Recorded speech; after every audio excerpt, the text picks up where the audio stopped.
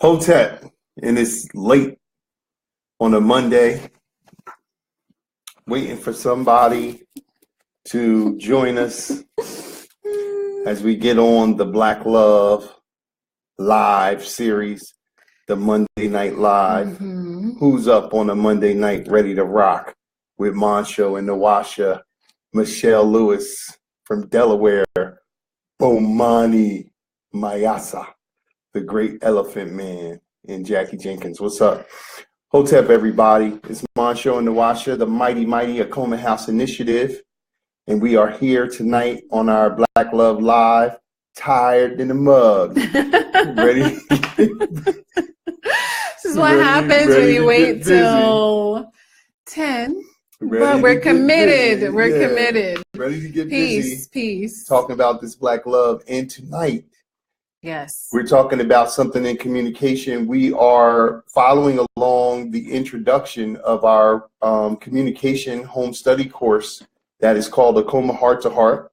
If you're watching, you see the bit.ly link that says bit.ly Acoma Heart to Heart up there of how you can get this program. It's an audio visual program that you buy and then you have for perpetuity. It has 4 modules in it. And tonight, and some rituals and some hard work. It's kind of dope. We put our thing together with it. So we encourage you to go to that page and check it out. But tonight, what we are dealing with is what is actually the 3rd module in that program, but it is the thing that we hear the most when couples come to us and talk about communication, and specifically when they say they growing apart. Yeah. So there is something that they talk about often, and what is it? Well, the number one problem that people say they have in a relationship is communication. Mm-hmm. But normally when we talk about it, people don't really even know what's involved in communication, I would say. Right. So what we say is that there really are 2 reasons why you're going to grow apart in a relationship. This is the practice of why you grow apart. So although you might name it a lot of different things, it's really that you are not an effective speaker or you're not an effective listener or an active listener.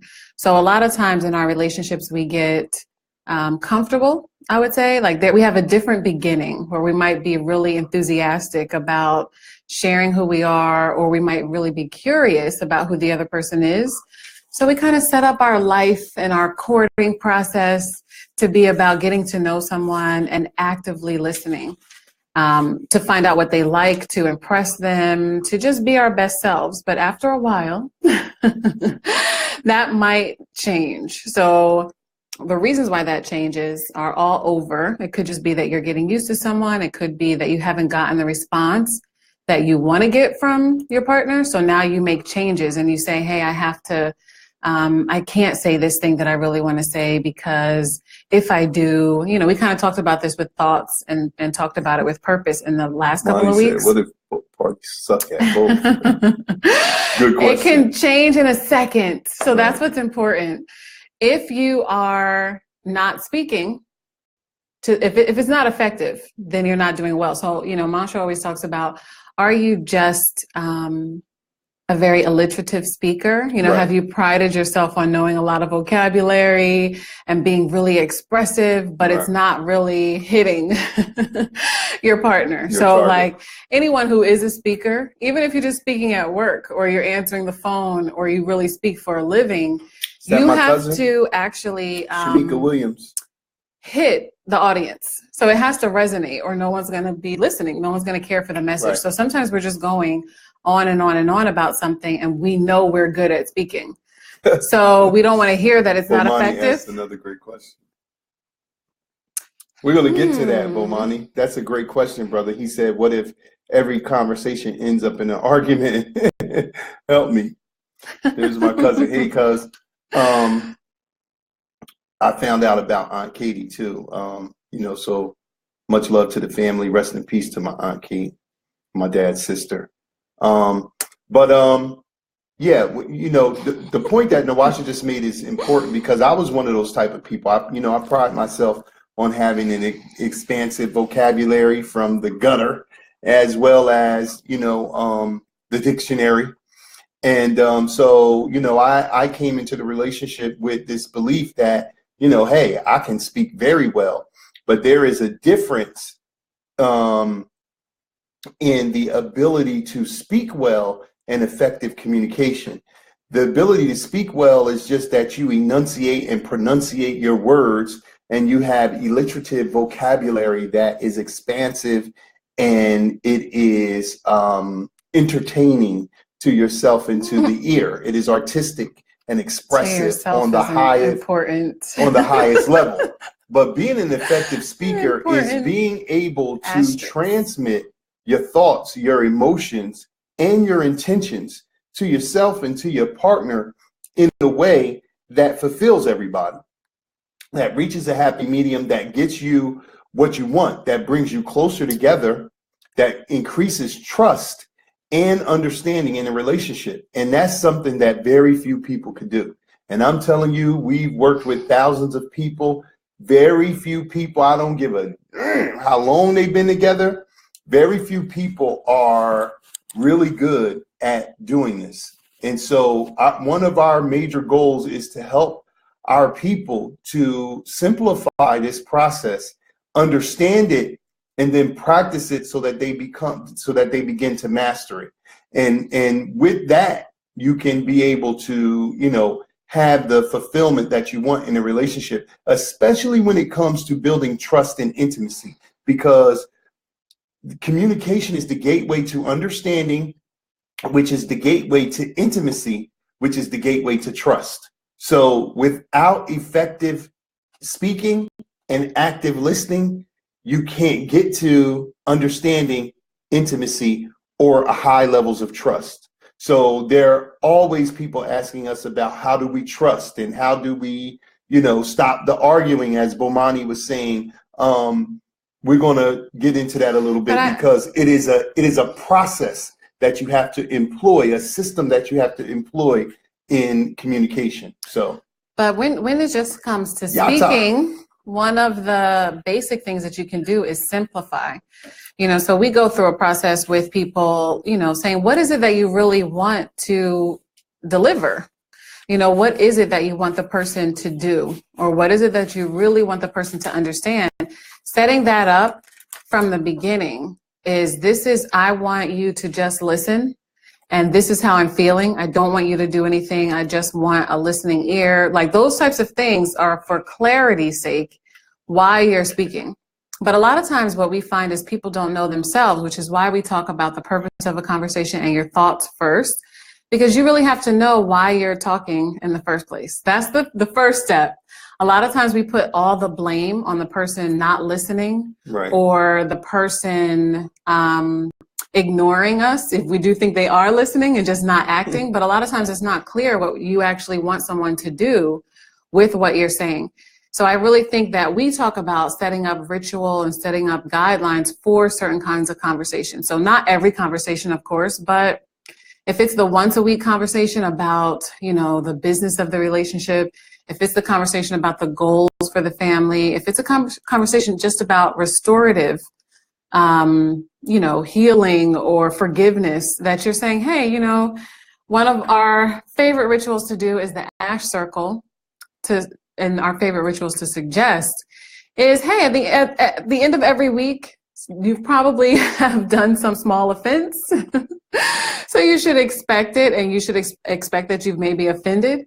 So sitting with your partner back to back in a sacred space that we call the ash circle to say, hey, this is what hurt my feelings this week. This is what annoyed me. This is what frustrated me. And having a place to dump that out, where when it's over, you're going to light some sage, you're going to clear the air, open up windows, whatever it is that you do it outside if you can. But the idea is that this is coming up every week. So, we have a process for coming back to understanding, coming back to trust. And those things are really important. Salute to my brother. Because I think that when you have that, what is, it's coming up for one thing. So you can hold some things for that sacred space. you also know that it's going to be okay. So what happens is you don't have 5 grievances built up over the month or 50 grievances built up over the month that blow up into an argument. Right. Because a lot of times when we're really saying that we're verbally, you know, arguing back and forth, it's, well, this thing, and it becomes like that tennis match that Right. is, well, how about this, and how about this, and how about this, and Back truthfully, when I was 19, you did that? you could have probably, you know, let some of those things go and Right. had some understanding about really what they mean to you. In the middle of an argument, you're also losing some meaning sometimes, Right. because it becomes defensive for the other person, especially in an intimate relationship when you know you're the other half of the story. So I think that it's really interesting on the speaking side. Most people need to be more clear, or they need to give more detail. It's like Right. really nothing in between. It's either you're talking way too much for a person to grasp the meaning at the core, like that visceral feeling of why are you actually talking, or you're saying so little that the person has nothing to attach to. So when we're saying, you know, are you an effective speaker? It means, does the person who is listening walk away with a true feeling and visual of what you were talking about? So what you wanted, what you want them to do, what's on your mind, what's in your heart. Do they leave the conversation with a deeper level of understanding? Right. We simplify it into 3 things. We tell any of our clients, and we're sharing with you right now, to express what you feel in a sentence, to explain, to help your partner understand why you feel that way, and then give them a directive of exactly what you want them to do. Now, Bomani made a good point about letting, you know, the mechanism of back and forth. We use the sand timer, Which we should have a that. 2-minute sand timer. We don't have it here right now, but we use, oh, there we go, right there. We use the sand timer to show that there's 2 minutes of speaking, and people say, I got a lot to say, 2 minutes is not enough. But every time we use it and we tell them to succinctly put their ideas together with clarity of, this is what I feel, I want you to understand why I feel this way, and this is what I would like you to do. If you master that sequence, if you master that cadence and that sequence, it will shrink a lot of space and time that we spend. As Nawasha said, you know, I really had to learn that, especially in an argument, I can't talk about 50 things. I have to talk about one thing. But what happens is, because we are ineffective at speaking or listening, and especially because we're ineffective at speaking, is stating the intention, the feeling, the understanding, and then giving an instruction, things build up. And so we have a system of how to go into an argument where we are letting each other know, this is an argument.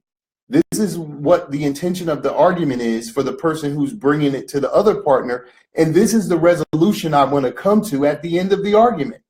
And now then you can go ahead and express your feelings with as much passion as you want, wherever you feel like you've been slighted, hurt, wrong, misunderstood, misrepresented, etc. But you got to be able to do that in a system.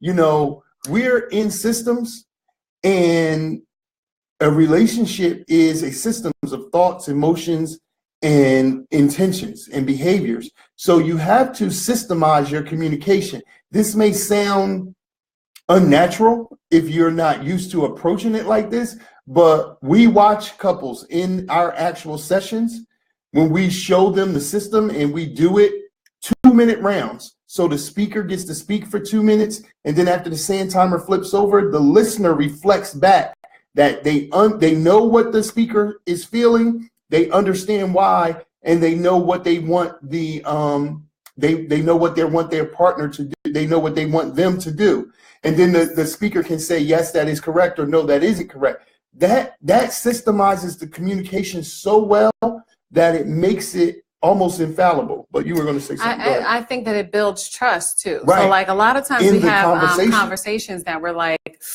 where is this going, and how long is this going to last, and what is this person going to bring up? And you end up, I think a lot of couples, what we say, And what we find with ourselves and with other couples is that you argue about the same couple of things. It's almost predictable what you're going to argue about. But because we're in a bad cycle, we have the same argument over and over and over and over, and we don't know how to really get out of it. So a lot of times what using a timer will do, and we literally use a sand timer because of the symbolism of sand and the idea of flipping it over.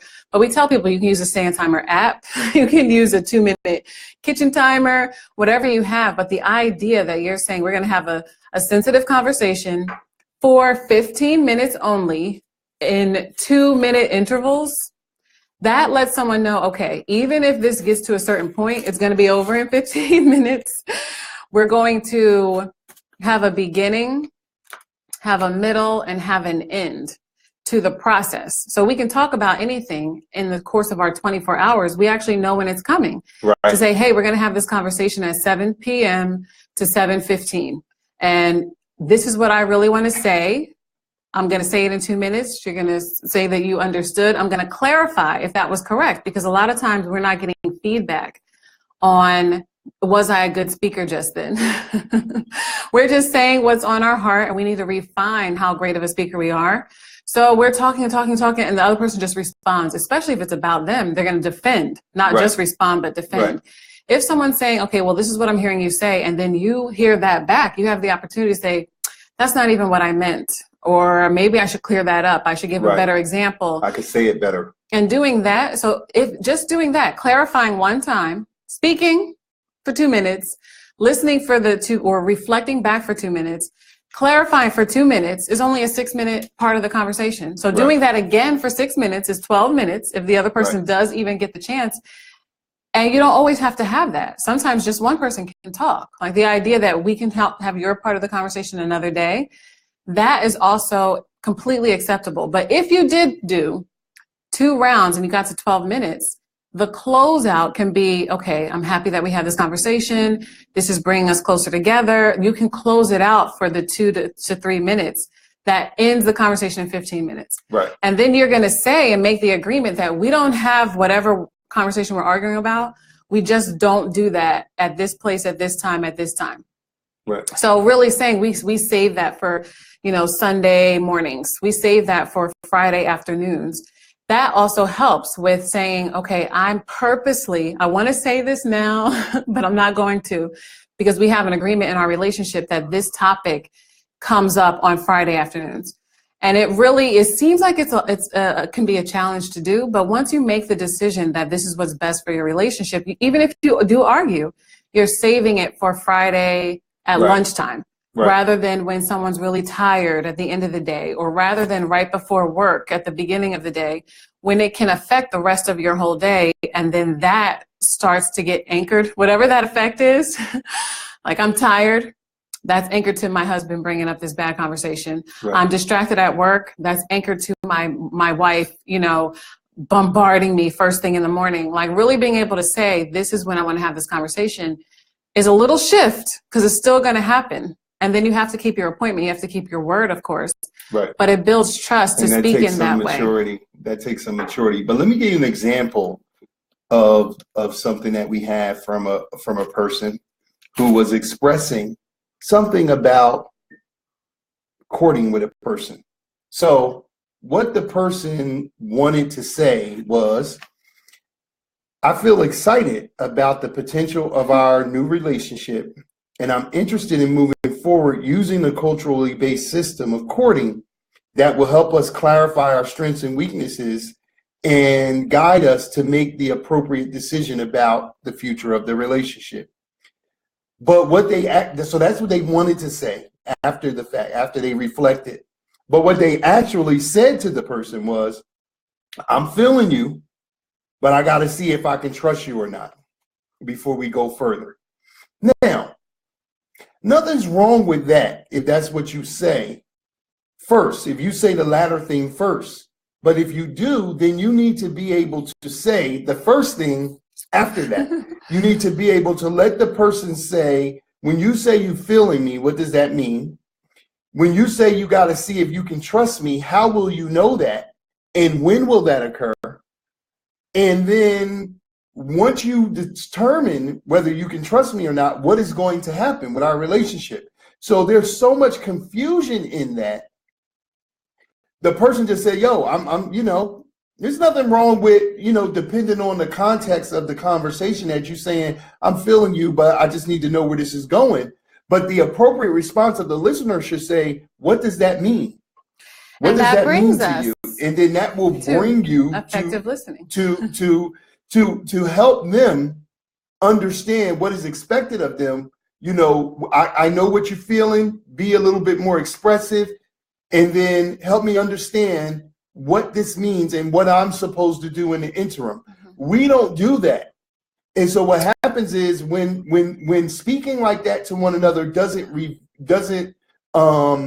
reward us with the responses that we want, everybody tends to revert to the emotionality of a child. And so then we get real defensive of what we're showing, or we start talking to people in a way that's really hurtful, or like a person may say, I really need your support in this area, and I want to know that you're here, but I feel insecure that you really understand what I'm asking of you. This is what I'm asking of you. I need you to do X, Y, and Z. Can you do that? Yes or no? But then the person may come up and say, I can't tell you shit, because every time I tell you something, you're not really there. That kind of communication is what's killing your relationship. And what's going to happen when you say that is somebody's like, you can tell me something. Cousin Nicole. So now you're battling over if you can or if you can't tell someone something. So like a lot of things are just in your mind. And, we tell people sometimes it seems like you're speaking the same language if you're just saying, hey, we both speak English. But a lot of times you don't know what is meant by feeling, I'm just, I'm feeling you, or I'm insecure. Like what I always say when we're talking about listening is don't be distracted, like to really say, when you are listening, make it obvious that you're listening. So that means, okay, you want me to listen, I'm going to make eye contact, I'm going to put down my phone, I'm going to turn off the TV. Like, make it obvious that you're giving someone all of the attention. And then, like Masha said, whatever word, like, you have to really work. We tell clients, I say all the time, listen to be convinced by the person who's talking. When it's your love, you're not listening to go against them. Peace, guy, battle. You're listening to be convinced by them.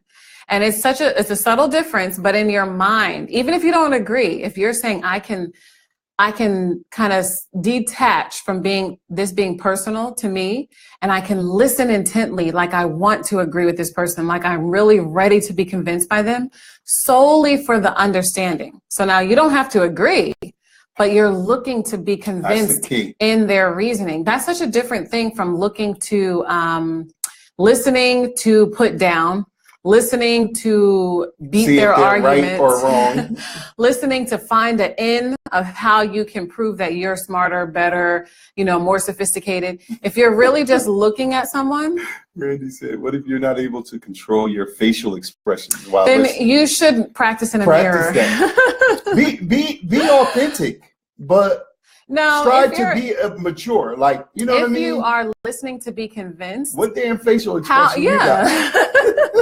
No, how does it look really when you really want to be convinced by someone? Right. Because the idea behind your facial expressions it's telling what you're really thinking. So if you're rolling your eyes, you're not trying to be convinced. If you're huffing and puffing and, doing all these kinds of different facial expressions, be certain that the person knows. You can say, I love you. If you're rolling your eyes saying it, the person is going to say you are lying. So this again, incongruent. This is where they'll say, I can't say, I'm not going to say anything then. Right. So you have to say, what do you really want to get back in a relationship? And if you're listening, the best advice is to listen to be convinced and really give your full attention when you're listening. So now when you're doing that, you're going to ask better questions. Here's a great question in the conversation, especially a heated one. Everybody write this down. Your partner is going off and they're and you following, you hearing some stuff that you don't even like or some stuff you don't agree with. Here's the question. It's $1 million question. What is the most important thing you want me to understand about what you're saying? And then get your pencil or something. What is the most important thing about this that you want me to understand? That's what you want to ask. That's a question that really brings the heart and soul of the communication to the fore, you know. And another great question, as Nawasha said, you know, I hear you keep saying XYZ. What does that really mean to you? Talk about that. Tell me what that means to you. And even saying meaning, you can say, well, what does that look like? Or what does that sound like to you? Because you're really going back to painting a picture, you know, like you really have to paint a picture for another person. It's like reading a book. It's like watching a movie. If you're just listening, it's one thing, but it's an added layer when you can visualize, when you can, you know, experience all of the background. Peace. That's what you really want to paint a picture for someone. I think that we have problems in relationships because we either feel deficient in some way when we can't predict or perform. If someone's asking us to do something, we're almost saying, I'm upset that I didn't know I should be doing that already. You know, so there's a lot of even if you're just defending yourself against yourself, right? That's happening a lot. I think that that's why people say finances always cause a fight, because you have goals, you have dreams, you don't want to be attacked personally. So a lot of times you're saying, this is who I am, this is what I want to do, and we have different meanings attached to money. So again, you have to say, what does it mean to be financially secure? What does it even mean to spend money? That's a great question. The question on the floor is, when is it enough? When is enough enough? And is there a time you should cut your losses and call it quits? Serious question. Yes, that is a serious question. And I'm assuming you're talking about not in the conversation, but just in the relationship. Is that what you're asking? If you're asking for the conversation, let me go to the micro, then to the macro. If you're asking about the conversation, using the sand timer sets the parameters of the conversation. So if one person has 2 minutes to speak and one person has 2 minutes to listen and then reflect back, and then we switch times back and forth 6 or 7 times, that's a 20-minute conversation. Or if you just do it a few times, that's a 15-minute conversation. So you know going in that this is only a 15-minute conversation. Okay, but if it is the relationship, you're doing an inventory of your relationship, of a cost benefit. And what is the cost of what's happening? What is the damage that it's doing? And what is the benefit of the relationship?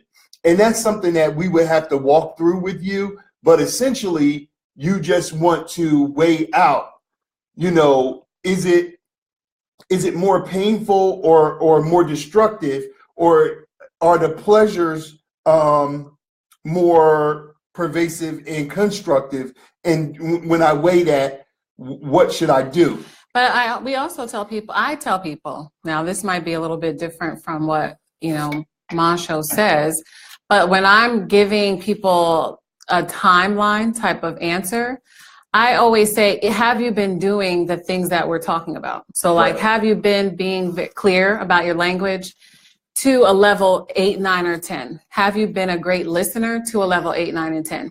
If you say you don't know, then you're a 0. Right, then you have. And if you say you have been under like a 4, a 5, a 2, I always recommend that people make a really concerted effort. So just say to yourself, how long have you been together? Is it worth it for you to invest another 30 days, 60 days, 90 days? So normally I start with 90 days. Right. You know, can you yourself, not the other person, put your effort into being the best speaker and the best listener for 90 days? Because we also are talking about the laws of magnetism. Right. So at the core of your relationship, if you make a change, the person that you're talking to anywhere is going to make a change. Now, this is relationship subtle. Alchemy. One variable will change the dynamic. And this is with your intimate partner, but this could be like at a restaurant. You get a waitress who's not in the best of moods. You can change that by the way that boogers in your food. But most people can, if you either are going to take on the attitude of the waiter, right, You or the gotta change waitress, it. You gotta change or that you're going to conversation. shift the interaction.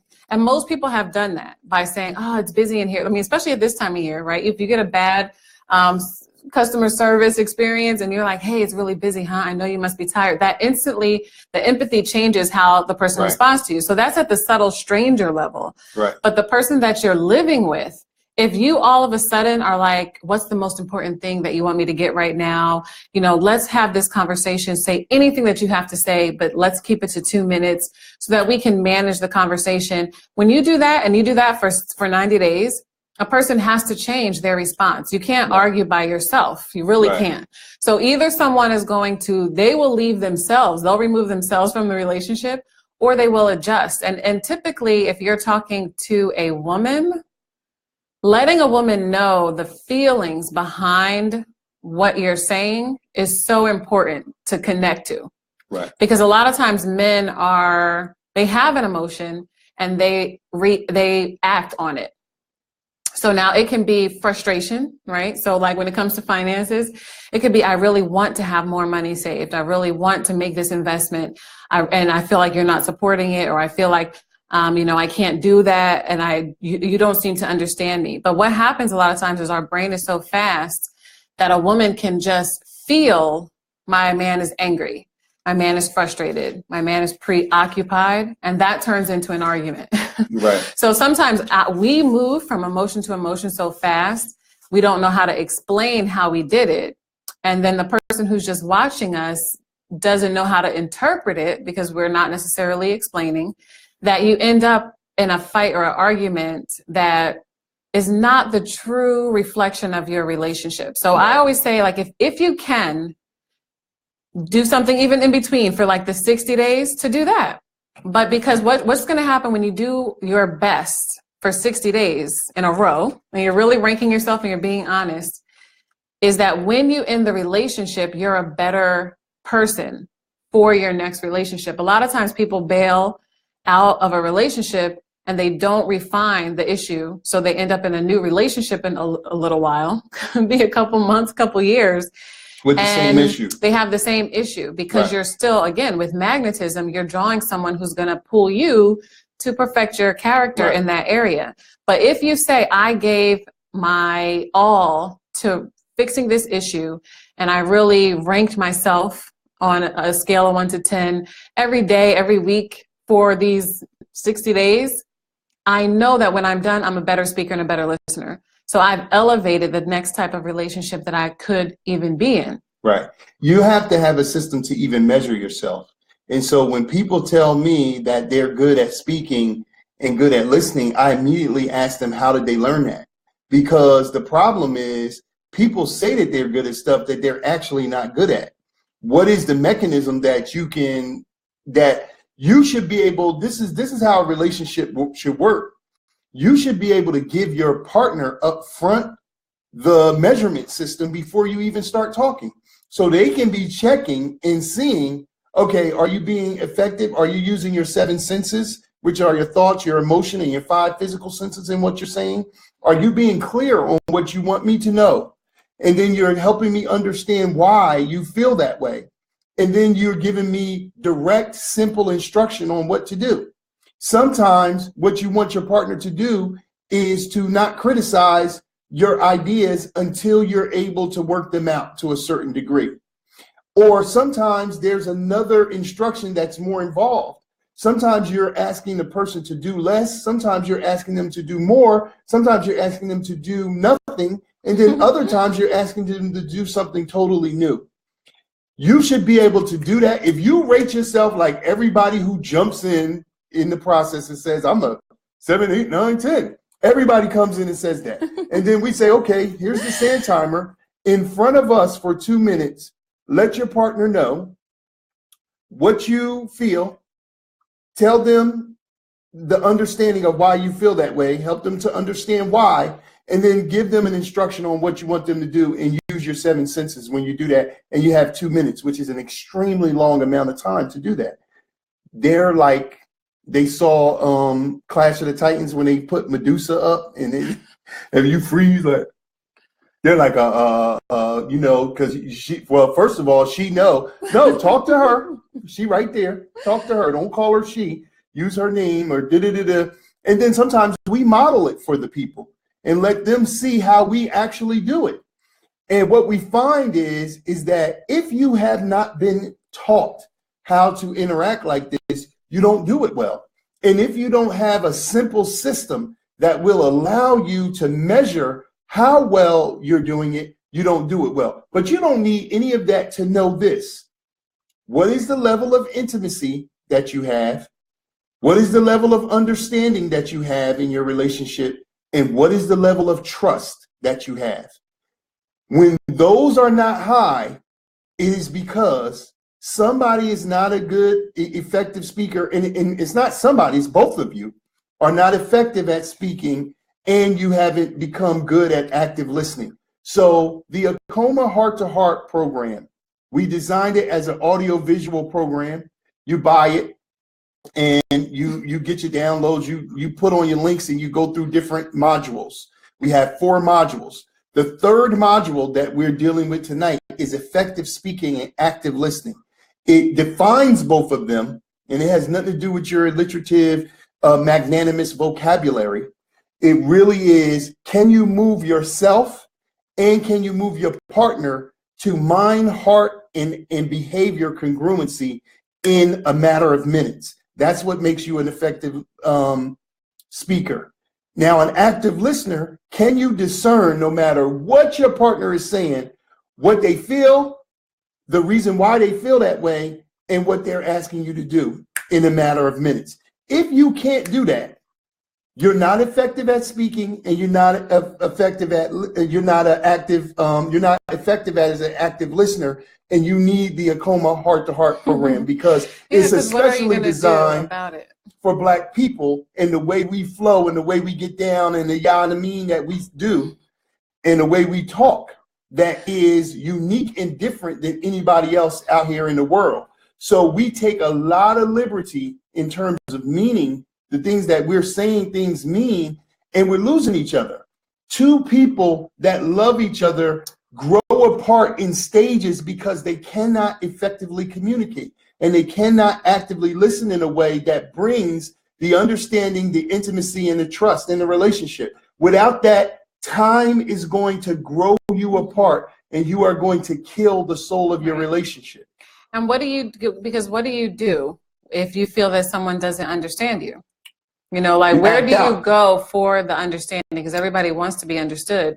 So what happens is you're naturally going to start going towards the thing that is satisfying you. Right. So now that could be another person, that could be food, that could be social media, that could be a lot of different things. So if you are not getting that from your whoever your partner is, what's going to happen is you need to still be understood. Right. There's only so long that someone's going to be in a relationship where they're not happy. But the idea when people say we grew apart or we're growing apart, you want to grow. So you're going to grow. Now you're going to go in the direction, just like a plant, right? You're going to go in the direction of the sun. If you feel like something is feeding you, you're going to go in that direction. So what happens is when we don't know how to have the need met within our relationship, we're going to get it met someplace else. Right. So you just have to evaluate, what do you do sometimes that might be better in another scenario? How is the communication better understood in another scenario? Are you better communicating at work? Are you better communicating on social media? Are you better communicating with same-sex friends? Are you better communicating with so-called just friends, period, where you feel that maybe the level of accountability is not as high? Right. Or what is it that makes your communication better or different in other scenarios? And then truly it is just setting up systems, like Mansha was saying. So we're saying the rules, the process, the systems. You are going to grow apart if you can't communicate, because you're going to be keeping something in, or you're just going to feel like this person doesn't understand me. Why am I with them? Because they really just don't understand who I am. I'm looking for someone to understand who I am. And so at the core level, your relationship is the most important thing to you in the universe. So now you're going to do a lot for the sake of your relationship, a lot of what somebody might call good or what someone might call bad. But everything that you get from a Black perspective, from an indigenous perspective is just cause and effect. There Right. is no good or bad, really. There is magnetism, there's cause and effect. So if you're saying I'm not successful in a conversation, there's a cause, and the fact that you feel unsuccessful is the effect. Right. So all you have to do is make changes and believe in the laws of cause and effect, believe in the laws of magnetism, believe that even if you do something without so-called benefit immediately in this relationship, that you are refining your own character to receive the magnetism at the end of the 60 days or 90 days. You have to really believe those things in order to grow. And we're really just missing our character development that comes Right. when we're younger through rite of passage. The rites that of says, passage. I'm going to teach a group of young men and boys, boys and young men, how women think and how to talk to women. Right. I'm going to teach a group of girls and young women how men think and how to talk to them to be effective again. So you're still being yourself, but you're understanding that you're talking to the complement. Right. And that you may need to adjust. Just like when you talk to babies, when you talk to children, you're not being yourself all of a sudden. You're being another version of yourself in order to make sure that the message gets understood. So what we teach is the art and science of Black love culture.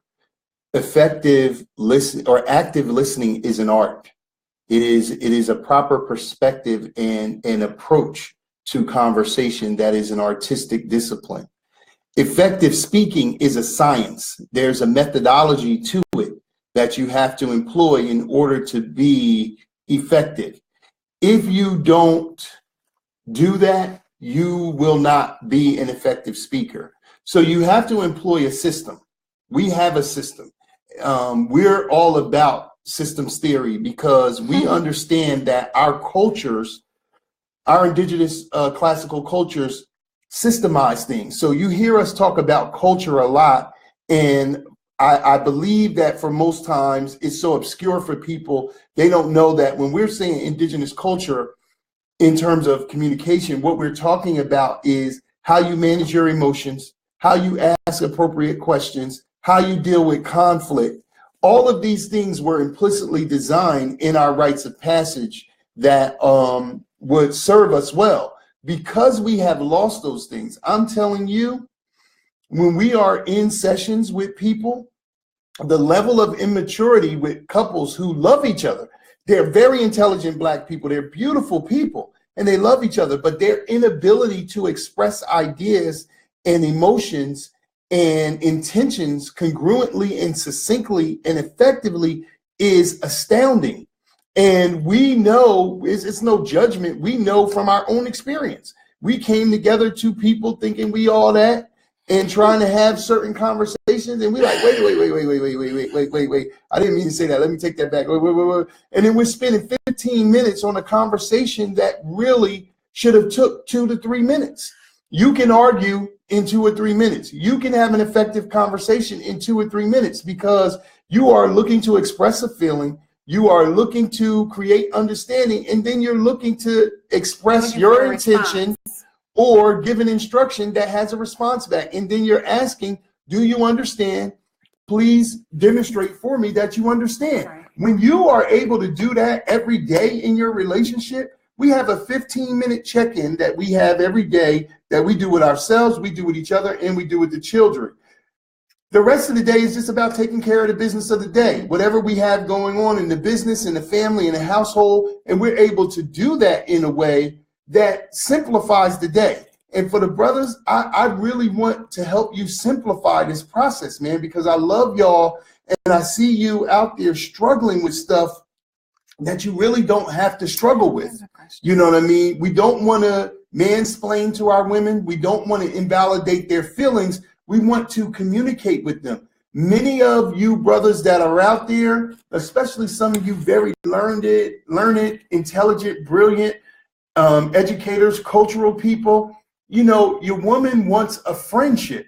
She wants a partner. She does not want you to be her teacher or her police that is telling her everything that she does wrong. Effective speaking can help you do that. A Coma Heart to Heart program can help you do it, or you can call us directly and you could go to this other link, the Bitly Soulmate Strategy session, and get that get that free consultation so we can help work with you and get you on this road to being the dude you're supposed to be. So that's my So I thought this was a good questions. question. Can you give a brief example of a level of understanding? So I would Yes. say that a brief example is, again, like if you're listening, it's listening to be convinced by the other person. So what that really means is, you know where they're coming from. Now, again, you don't have to agree, but you're looking for the empathy in a conversation. So a level of understanding is saying, I know what's on your mind. I know what's on your heart. And if you don't know, it's asking some questions. So it's really just letting the person know that Kelly you Gross, what's up, homegirl? care about what they're saying, that you recognize that they are sharing something right now, and you're going to give that a lot of attention. So a lot of times when people say, I feel understood, they're not saying the person necessarily agreed. They're not saying, you know, what they're really displaying is the person took the time to want to understand me. So I think that having a base level of understanding means you know what the person's actually talking about. And so many times we think we know, again, because we're using the same words like, you know, I love you, or, you know, I want more of your time. Even that, if someone just says, you know, I want us to spend more time together, that doesn't necessarily literally mean time. So now you have to say, okay, what is, if we spend more time together, what would that look like to you? Then the person might say, we just want to go to lunch. So now you're saying, hey, I go to lunch every day anyway. We could go to lunch once a week for the hour and a half or 60 minutes. What you're looking for is what someone means by more time, or what someone means by, you know, this is whack. So you're like, okay, well, what would make this better? So now you have something to contrast in your mind. Instead of just taking that as, again, our emotions move so quickly and they're really intelligent. So our emotions are trying to protect us. So a lot of times we just hear this is whack. It turns into you think I'm whack, or, you know, it moves so fast. Right. That you're defending yourself against something that someone hasn't said. So really just saying I can slow down. I see that all the time. And I can remove myself from this story of so sometimes when people say, can we just spend more time together? I want us to spend more time together. We don't do this. We never go out. We don't blah, blah, blah, blah. What you hear is, okay, I've been neglecting you. You don't appreciate that I've been working. I'm tired. Like, so you're saying already your end of it, why you don't spend enough time, or we just spent time yesterday, like whatever that means to you, instead of saying, okay, what do you mean by more time? Right. What is it? What would it look like? What amount of time would make you happy if you gave me the perfect scenario? And again, you don't have to agree. You're acting like this person this is almost like a stranger, but someone that you really care about. So it's a fine line, but you're saying, I need to have the picture painted of what you actually mean. And then what happens is sometimes you can say, okay, that sounds really great. Whatever you're talking about, I can do that, but I can do that in like 2 weeks. You know, I can do that and I can do it next month. I'm going to rearrange things and really make sure that I do that. I'm going to pick a day, and I'm not going to tell you what today, but I'm going to get back to you within the next 2 days about when we could have this happen. Right. So then when you come back in the next 2 days, you're following up, you built trust again, and you still might say, I can't do lunch every day because we are in separate cities. But what we can do is we can have lunch on the weekend, or we can have breakfast, we can have dinner, or we can have our lunch separately, but over the phone together. Right. So the idea is you're getting creative because you understood what the request really was, instead of just assuming that you know, or taking offense that you don't have an answer right away. I see a lot of times that men, we always say men want to solve problems. They want to solve the problems, especially of their woman. No man is with a woman and not wanting to give to her and solve her problems, not really claiming her and saying, this is my woman.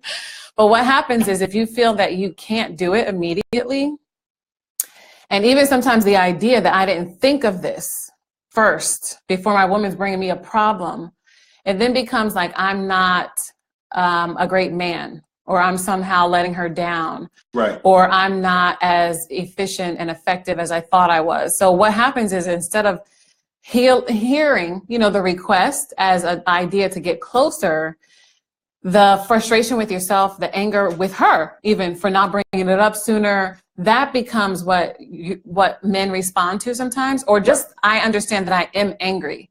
I understand that I am frustrated. Even if I don't know at who or why or how, I jump from you told me some information to now I'm angry. And you might need 2 days, but the woman doesn't know that. What it feels like is he's angry that I brought this up, so now I can't bring something up. Or, he's frustrated with me instead of, what the situation actually is.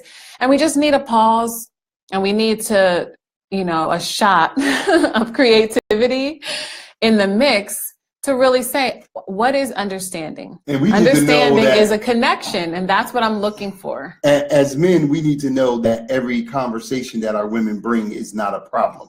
So right, that needs to be fixed. We need to understand not a problem. That. So I thought this was a good one too. What? I'm much better at communicating through writing. Right. That was a good point. I think we have an exercise that we encourage couples, especially couples who live together, love letter writing. I don't care how long you write a letter. It could be a letter that's 20 pages long. Watch your partner read it out loud.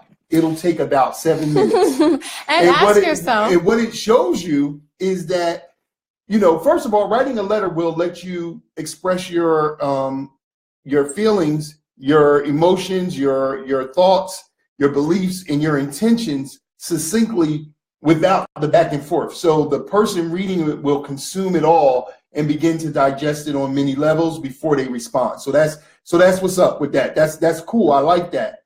But for some people, in order to connect, because again, we're saying that effective communication, which is effective speaking and active listening, will increase understanding, intimacy, and trust, right? So we encourage writing the letter because it really, when you hear your thoughts out on paper and you really, like you're an artist, Bomani, so I know like when you write, you're using your creative instincts to arrange your stuff in a way and in a flow. But when you're doing that for your partner, it really presents yourself in a different way. And this, I really recommend it for sensitive subjects. If you're at the infancy stage of practicing this, I really recommend it because you could just write on a paper, feel, semicolon, go down 4 or 5 lines, understand, semicolon, do, semicolon, and then say, I feel blah, blah, blah, blah, blah, blah, blah. I want you to understand the reason why is blah, blah, blah, blah, blah, blah, blah. What I would like you to do is blah, blah, blah, blah, blah, blah, blah.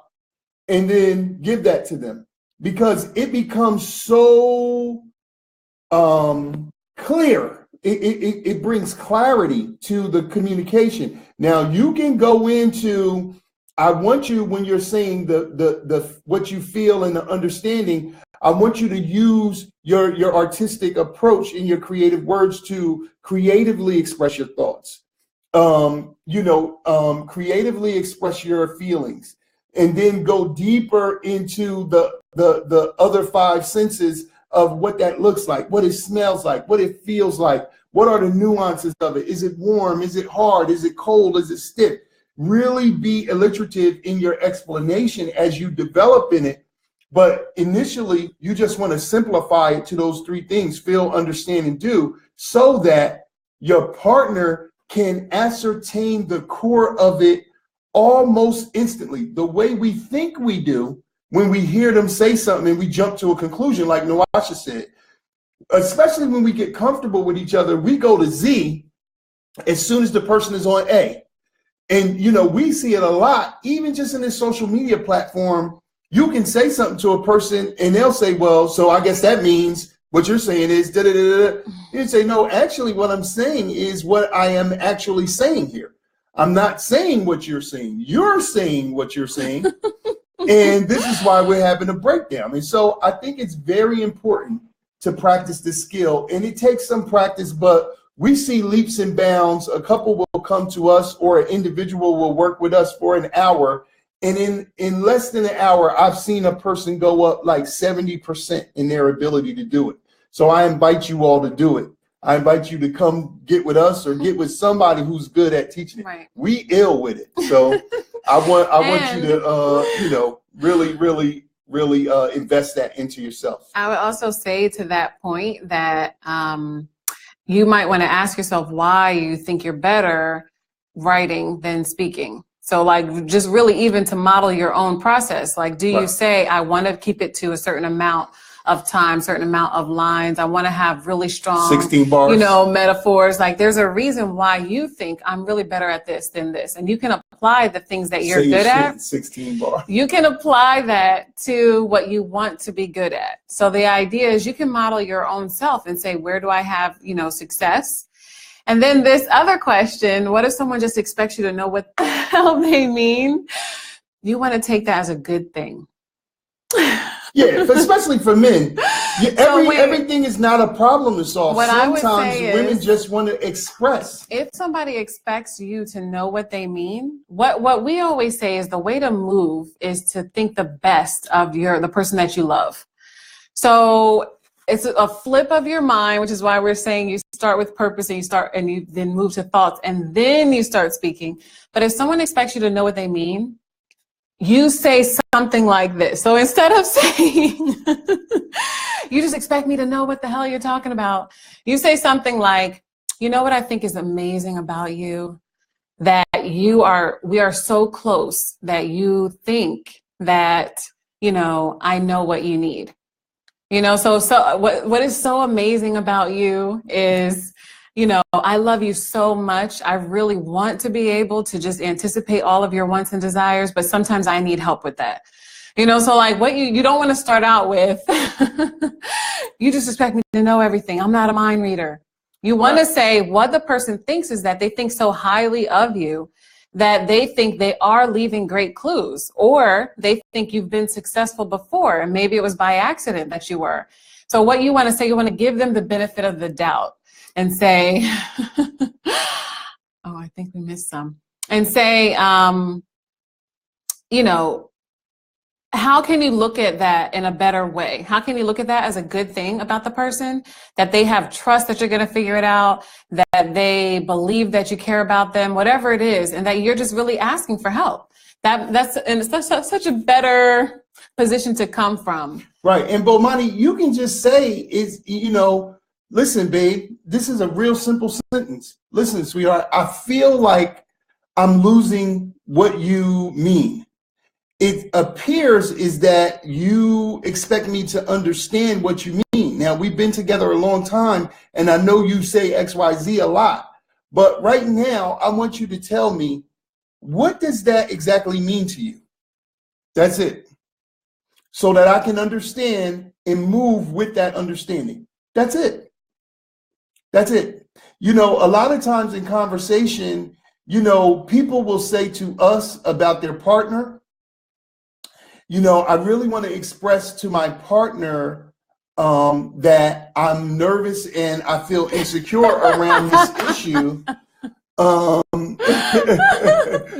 Yeah. So I can't say you shitty at communicating.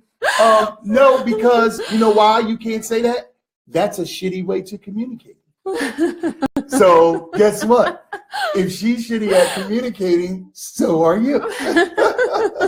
So, you know, but a lot of times people will say something very, very alliterative to us. Like, I really want to talk to my partner about their children, my stepchildren, and how I feel like they're being too passive or too hard as a parent, but I don't know how to say it. And I say, you just said it. So go ahead and it's just really go. what you think is going to happen when you say that in that way. And if you think that it sounds really harsh, think of another way to say it. Say, you know, I'm concerned about, I want your children to feel close to you. I want you to be an effective parent. Get to what you really mean by what you're even saying. Because if you know it's going to be harsh, then it's harsh. What I learned to say early on is, I want to say this in a certain way, and I don't want to be too harsh. Or I want to say something to you in a certain way, but I don't want to sound too cold. Please let me know if I'm being too harsh or I'm being too cold. Just that right there opens the door, and it lets them know what you feel, and it helps them understand. And then it's giving them an instruction. Please let me know if you feel offended by the way. I want to say something to you that I feel like it might offend you, but my intention is to get understanding. I'm going to say it in the best way that I know how, but please let me know if I offend you, because then I'll change it. When you let a person know up front that you're already willing to change what you're about to say, if it doesn't connect, they're going to be more magnetically drawn to what you are actually saying. But if you just fire off something, or what we all know with each other, especially when we have intimate relationships and we live together, or we're seeing each other or talking every day, you can kind of discern that your partner is holding back something. Mm-hmm. So you asking them all day, like, you good? You all right? Like, what's up? Like then you start looking around like, oh snap, they setting me up, or is this the end, or what? Then you start to go on your own. Your imagination is, as a Black person, your imagination is godly. So you can be all the way on Saturn when they just wanted to tell you something that's a block up the street. Mm-hmm. But now you're in another galaxy. You're in Ceres now. Mm-hmm. And so it's very, very important that you just keep it simple, and that's what makes it effective. But sometimes women need more time. So like in our culture, a lot of times men are taught to think fast, or to express fast, or to get to the point, or there's a problem, it needs fixing. But women are not really taught that way, or using language in that way. Right. So like asking a man, are you good? What's wrong? Chances are, if something's really wrong, he's going to say, this is what the problem is. Right. And then he's probably even going to have thought of what possible solutions could be. So like, this is what I'm looking for. This is what I need. This is who I go to when I have this problem. Where women are not like that. And right. Men need to use a certain element of patience with women when it comes to telling the story. And women need to use patience with men when it comes to talking or attaching the thought to the feeling. Right. Because it's just things that we don't practice. Next week, we're going to get into he say, she say, which is the difference and the nuances of the way men process and communicate and women process and communicate. But we wanted to come on tonight and share this with you. So I'm done. We can close out some really good questions. We want to help people be better communicators, especially Black people, mm-hmm. because it's going to give you the confidence, brothers and sisters, to really go into any conversation, especially you all who are courting. And I talked to 7 clients last week who are in the courting phase, and they crazy as hell. They can't get they're beautiful people now. Don't get me wrong. They're beautiful people. They're intelligent. They're professional and all of that. But they just can't get congruency between their thoughts, their emotions, and their intentions. And that comes off very strange and suspicious. And so I've seen really good people be serial monogamists, where they start a relationship, and within 2 months, when I check back in, like, yo, how's it going? How's the tour? Oh, man, or, yeah, I found out he wasn't so-and-so. So this is why we have systems. There's systems and levels that you go to Ikendayu's point, levels of just engagement that you go to. And so in our programs and in our books, we talk about systemic approaches to things, because when you do it that way, you know the end at the beginning.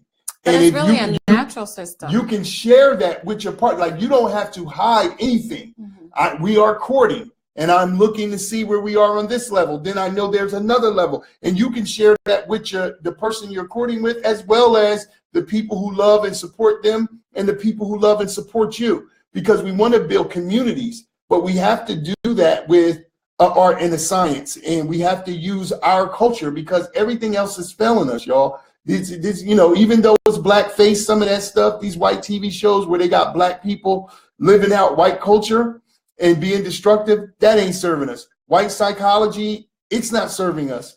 A lot of the crazy books we're reading, it's not serving us. We're 72% broken homes, and we need to change that, and we need to move in a direction. It is really not that hard to build a relationship, y'all. We're beautiful people. We're magnetically drawn to each other, and we want the best for each other. We all, people say, I'm so different. Well, what are you looking for? When we talk about goals, everybody got the same 4 or 5 goals. So we want to help you get there. It's our mission and our purpose to do that. We appreciate your support, and we're asking you to continue to support our programs and products and share them with people who you know can benefit from them. Go to Akoma Heart to Heart. The bit.ly link is right there in the description of this video. You can go to the Soulmate Strategy Session, get a free 30-minute, it ain't gonna cost you nothing but 30 minutes of your time, but we can have some confidentiality and some direct, we can get into some techniques that are a little bit more powerful in terms of what you're dealing with and specific to your situation, because it's very difficult to kind of go through that, in this kind of format. But we want to touch you every week and reach you. And so Akoma Heart to Heart is 4 modules: purpose, thought, and right now we're in effective speaking and active listening. Yes. Next week we're going to he say, she say, how men get down versus how women get down. You got to know that in order to have a productive relationship. But I'm gonna let the Black Queen close on out. But I thank you all. I'm just going to say, much love to y'all. Overall, these are the things that we haven't gotten, we haven't been prepared for. So we're just kind of, randomly working our way through our character development. And the way that's going to work out the most messing up our children is in a relationship. So this is the thing that you really crave, that you're not leaving alone. Most people are not leaving alone a relationship. So we always talk about how many billions of dollars are spent in getting married, how many billions of dollars are spent dating and courting and dating apps and going out, how many billions of dollars are spent in counseling and in divorcing, right? So there's so much. We count money as energy. So no matter what source or currency you're actually going to use, it's really just energy, right? So the effort is into the billions and hundreds of billions of dollars for something like, we always talk about Akoma Day, versus Valentine's Day being $18-20 billion, marriages being a couple hundred billion dollars. So this is every single year. So what we always tell people is we know it's the most important thing, but sometimes when we do go to those levels of being immature, because really where we learn about relationships, it is when we're younger. In a way that is not as refined as other areas in our life that we've practiced. So there was a time when you could not read a lot, but now if you read all the time, you're really sophisticated, or you're really fast, or you're really whatever the word is, it's working for you. But if something isn't working in a relationship, it's really because we just don't have the refinement. And then some of the things that we do have are a fraction of what we really should have. Right. So we're going about even using the right thing in the wrong way, which is what happens when people say, we can't communicate, or communication is our problem. You know that you're in the right area, but like who we are and what we're thinking about is communication is not what it really is anyway. So well, for a Christian mingle. But hey, that's just Kabir, what's up, beloved? That's just one site, right? Right. That's now, most people out of many, are on, most people that I know that have done online dating are on 3 different sites. Right. So they're checking 3 different sites. Some of them have memberships, some of them don't. But even if you're on one that doesn't have a membership, you're still investing in the date that you actually go on. So if you say, hey, I'm aiming for 2 to 4 great dates in a month, you're investing in what you're going to wear and where you're going to go, and just investing your time again and what your energy is, because we all know that whatever we have, without sharing it with another person, without reconnecting, like in a divine, sacred way, we're missing something. So a relationship is at the core of our fulfillment. Right. A lot of times you don't want something just to be by yourself. Most people are not saying, I want some money. I've got some financial goals. I've got some, I want a house. I want to have my career. I want to do this in order to be by themselves. Most people are saying, I want this and I want to share it. I want to have a family. I want to have a community. And that's what we aren't successful in right now. And it's because we're not doing something in the way that is natural to us. Sometimes when we talk about stuff like this, we're gonna have to model next week when we do he say, she say, just between the two of us. But sometimes when we say what a system is, it seems harder than it actually is. Right. A system is very simple. Facebook has a system. It's a way you go live. You can't just go live any kind of way. They got a system. You can't just post any kind of way. It's, you know, if you hear, you know, Facebook has a system. The system changes at times, what they allow you to do, what they won't. Relationships are the same way. You're not taking any of the chemistry. You know, as a woman said to me in Philadelphia many years ago, she was like, I love what y'all saying, but I feel like when you're saying system, you taking the chemistry out with this art and science. I said, hell, chemistry is a science. So we laugh, but there's a methodology to everything. You know what I mean? Having great sex, anything, there's a methodology to it. And don't let the word trick you out, because you're doing it anyway.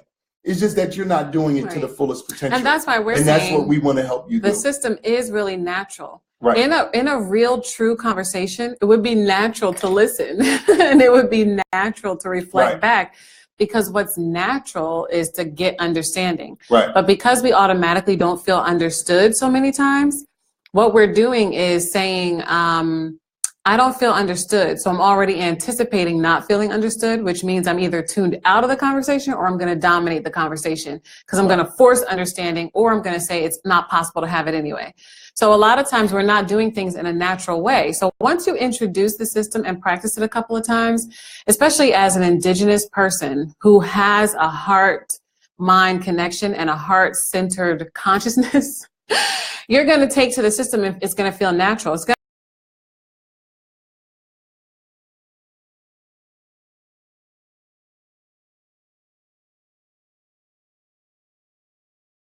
going to feel much better. Yeah. So the Art and Science of Black Love Culture, Mansho and Nawasha Akoma House Initiative, culturally based counseling, consulting, and coaching is real. Yes. bit.ly/Akoma, AKOMA, heart, #2, heart. Look up that program. And if you want to get some free consultation with us, go to the other bit.ly link in this description, bit.ly soulmate strategy session, where we'll really get you a strategy that's going to help you find your soul and your direction, and then help you magnetize your mate. So that's who we are. That's what we do for a living. We appreciate y'all. We want you to go out and really invest a little bit of time into the development of your relationship, because at the end of your life, it is the most important thing. I don't care how much money a person has. They never talk about money at the end of their life. I don't care anything in their career. All they talk about is woulda, shoulda, coulda with the relationships that they had. So that's what it is. Yeah, so that's who see we us are. next Monday. So with next He Monday, Say, She Say. We'll be on with He Say, She Say, and we'll be a little earlier. Of course. But we love y'all. Send us an inbox. Send us a message about, you know, what's the biggest thing you misunderstand about talking to a woman, or what's the, you know, hardest thing about talking to a man, and we'll address some of those things next Monday. Right. And of course, if you can make it live, we'd love to talk to you. So with that, we coming up on Kwanzaa, Christmas if you celebrate. And the new year, we have a major announcement that we're going to share with you as the new year comes in, and it's mind blowing. So we're looking forward to that. And then we're up on Akoma Day. So hit us up for those Akoma Day presentations in the town near you. We're still taking bookings. Until that time, as always, we greet you in peace. And we say, in the immortal words of Black love, Nia Akoma Hotep.